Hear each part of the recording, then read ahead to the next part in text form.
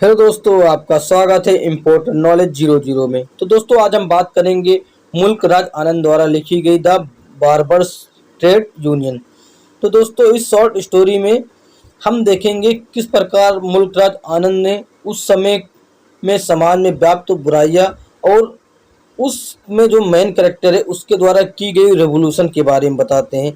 जो उसने महान काम किया था बट उसे अब याद नहीं किया जाता, उसके बारे में मुल्क राज आनंद स्टोरी लिखते हैं। तो दोस्तों, इस स्टोरी में जो मेन कैरेक्टर है उसका नाम है चंदू। तो दोस्तों, अब हम आगे बढ़ते हैं। इस कहानी में कुछ कैरेक्टर हैं, जैसे चंदू के पिता जो नाई हैं और उसकी माँ और चंदू, और इधर मुल्कराज आनंद जो एक ब्राह्मण परिवार से हैं, उन पे जनेऊ पहनने और पगड़ी पहनने जैसे चीज़ों का के लिए इम्पोज किया जाता है। तो दोस्तों, मुल्कराज आनंद जो है वो भी इन सब चीज़ों से फ्री होना चाहते हैं। वो भी चाहते हैं कि मैं भी इन सब चीज़ों से फ्री रहूं, मतलब मेरी इच्छा हो तभी मैं पगड़ी पहनूं, मेरी इच्छा हो तभी जनेऊ धारण करूं, अन्यथा मैं धारण ना करूं। और मुल्कराज आनंद पर पढ़ाई का भी बोझ रहता था, उन पर पढ़ाई का दबाव बनाया जाता था उनके घर के द्वारा। बट चंदू पे ऐसा नहीं होता था। चंदू जो चाहे पहने, जो चाहे ना पहने, और उसका जो मर्जी पढ़ाई करे ना करे। चंदू के पिता चंदू को अपने साथ बाल भी काटना सिखाते थे। तो दोस्तों, धीरे धीरे ऐसा बीतता गया। एक दिन ऐसा हुआ कि चंदू के पिता की डेथ हो गई। उसके बाद चंदू ने स्वयं बाल काटना स्टार्ट कर दिया। अब चंदू, क्योंकि चंदू घर चंदू माँ की माँ थी और चंदू था, तो पैसा उसे कौन कमा के देता, तो चंदू को ही पैसा कमाने जाना पड़ा। इससे चंदू और भी फ्री हो गया। अब चंदू को जो पसंद आता था वो खरीदता था, जो पसंद आता था वो पहनता था। तो दोस्तों, चंदू क्या करता था, कभी कभी वो शहर भी चला जाता था एक टेम्पू वाले के साथ। तो दोस्तों ना, इसमें क्या होता था कि वो शहर की चीज़ों को कभी कभी मेरे लिए भी लाता था।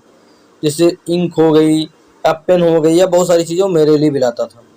तो दोस्तों, एक दिन चंदू मेरे पास आया और बोला कि मैं उन लोगों की तरह जूते पहनना चाहता हूँ, बैग रखना चाहता हूँ, लोगों की तरह ड्रेसेस पहनूं, बट मेरे पास पैसे इतने नहीं। जो भी पैसे हैं मेरी माँ के पास है, बट मेरी माँ मुझे देती नहीं है।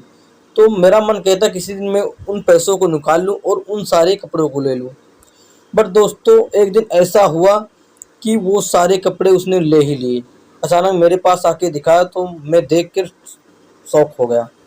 तो दोस्तों, उसने मुझसे कहा कि मैं इन कपड़ों को पहनकर बाल काटने जाऊंगा। अब मैं सबका बाल काटूंगा इसी कपड़े को पहन के। तो दोस्तों, वो इस कपड़े को पहनकर एक सेठ के घर जाता है। तो दोस्तों, जैसे ही सेठ के घर वहाँ पहुँचता है तो सेठ के बच्चे जो छोटे थे वो देखकर उनका नाम लेकर चंदू भैया कहने लगते हैं। और जैसे ही सेठ उनके जूते और बैग को देखता है, वो अचानक से चिल्ला उठता है, अरे बेधर्मी, तू ये क्या पहन के मेरे घर आ गया, यहाँ से जल्दी ही चला जा तू। और वो अनाप शनाप जो अपना उल्टा सीधा जो बोलना था चंदू को बोला। तो दोस्तों, उस दिन ऐसा था कि मैं भी चंदू के साथ था, मैं देख रहा था चंदू चंदू के काम को। तो दोस्तों, वहाँ उस दिन क्या हुआ, चंदू की बहुत बेइज्जती हुई। उसके बाद जैसे ही चंदू बाहर का आगे बढ़ा तो एक सेठ की दुकान पर जैसे ही पहुंचा, वहाँ सेठ ने उसे देखा इस कपड़े में। तो सेठ बोला, अरे सुअर, तू अपनी औकात में रहे, जितना तेरी औकात है उतने में रहे, ये सब तेरे बस की नहीं, तुम लोगों पे ये अच्छा नहीं लगता। तो दोस्तों, वहाँ भी चंदू कुछ नहीं बोला, आगे बढ़ गया। और आगे थोड़ी देर पे एक पंडित जी मिलते हैं। जैसे भी पंडित जी उसे देखते हैं वो भी इसी तरह कुछ बातें बोलते हैं। तो दोस्तों, आज का दिन इस तरह था कि चंदू को चारों तरफ से बुरा भला सुनने को मिला। आज इस बार से चंदू ने कहा, अब से मैं बाल काटने नहीं जाऊंगा।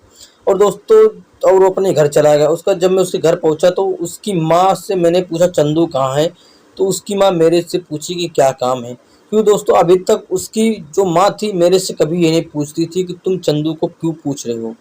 बट आज उन्होंने पूछा, क्योंकि आज जितने भी उनके पिता के द्वारा जो बनाए कस्टमर थे वो उनसे नाराज थे, इसलिए उसकी माँ भी नाराज हो गई थी। बट दोस्तों, चंदू था वो 2 दिन के लिए गायब हो गया और मैं भी उसके पास नहीं जा सका। बट जब 2 दिन बाद वह आया मेरे पास तो उसने सीटी बजाकर मुझे बुलाया, क्योंकि दोस्तों हम एक दूसरे को सीटी बजा के ही बुलाते थे, क्योंकि हमारा कोड था। अब दोस्तों, जैसे भी वो मेरे को मिलता है तो बताता आज मैंने 1 रुपये कमाए हैं, मैं चाहता तो और भी कमा सकता था, बट जो टेम्पो वाले भैया थे वो आने वाले थे और मैं चला आया। अब दोस्तों, उसके बाद कुछ दिन की बात थी, वो साइकिल ले ही आया। अब जो साइकिल ले आया तो हम दोनों जाके मार्केट में साइकिल सीख रहे थे, क्योंकि मैं पकड़ रहा था साइकिल को और वो चला रहा था। मैंने उससे कहा कि पकड़ने साइकिल तू नहीं सीख पाएगा, क्योंकि तुझे सबसे पहले कैंची सीखनी पड़ेगी। बट उसने कहा नहीं मैं चलाऊंगा। अचानक मेरे से वो छुरी सीख लो गिर गया, तो सभी लोग फिर से हंसने लगे, बोले कि तू हड्डी तोड़कर इसी तरह मर जाएगा, तो साइकिल नहीं सीख पाएगा। और दोस्तों उसी बीच में 2-4 दिन के लिए अपने रिश्तेदार के घर चला गया। उसका जब मैं वापस आया तो मैंने देखा कि चंदू अच्छी तरह साइकिल सीख चुका था। अब दोस्तों उसका चंदू अब साइकिल सीखने के बाद शहर जाने लगा और वहाँ से पैसे कमा के लाने लगा। और दोस्तों दूसरी तरफ जो लोग चंदू को भगा दिए थे उनकी दाढ़ी बढ़ चुकी थी, क्योंकि वो दोस्तों हमेशा शेविंग कराते थे इसलिए अच्छे लगते थे। बट अब शेविंग ना होने के कारण उनका मुंह शैतानों जैसा या अजीब तरह से दिखने लग रहा था। अब दोस्तों उन्होंने उनकी माँ को धमकी दी। जैसा कि मैंने बताया उनकी माँ का जो मिजाज था गर्म था, उनकी माँ किसी से डरती नहीं थी, इसीलिए उनकी माँ का कोई कुछ कर नहीं पाए। दोस्तों तो उन लोगों को दूसरे गांव से नहीं बुलाना पड़ा, जिससे उन्होंने उसे 4-5 गुने ज़्यादा रेट देने पड़े। अब दोस्तों लेकिन अब चंदू शहर जाता था और शहर से कमा कर आता था आराम से, गांव वालों का दाढ़ी बाल नहीं काटता था। तो दोस्तों इस प्रकार चंदू ने शहर में एक बड़ा सा सैलून खोल लिया, जिसमें वो अपने आसपास के गांव के बहुत सारे नाइयों को उसमें रख दिया।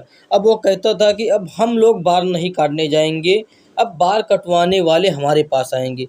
दोस्तों इस प्रकार चंदू ने एक ट्रेड यूनियन का निर्माण किया। दोस्तों आशा है कि आपको चंदू के जीवन की संघर्ष की कहानी अच्छी लगी होगी। तो दोस्तों आपने देखा कि चंदू ने किस प्रकार का उस टाइम पे एक कम पढ़ा हुआ आदमी ने बिजनेस के बारे में किस प्रकार सोचा और समाज में किस प्रकार एक ट्रेड यूनियन का निर्माण किया। दोस्तों आशा है कि आपको समरी अच्छी लगी होगी। बने रहिए इसी तरह हमारे साथ नेक्स्ट समरी के लिए।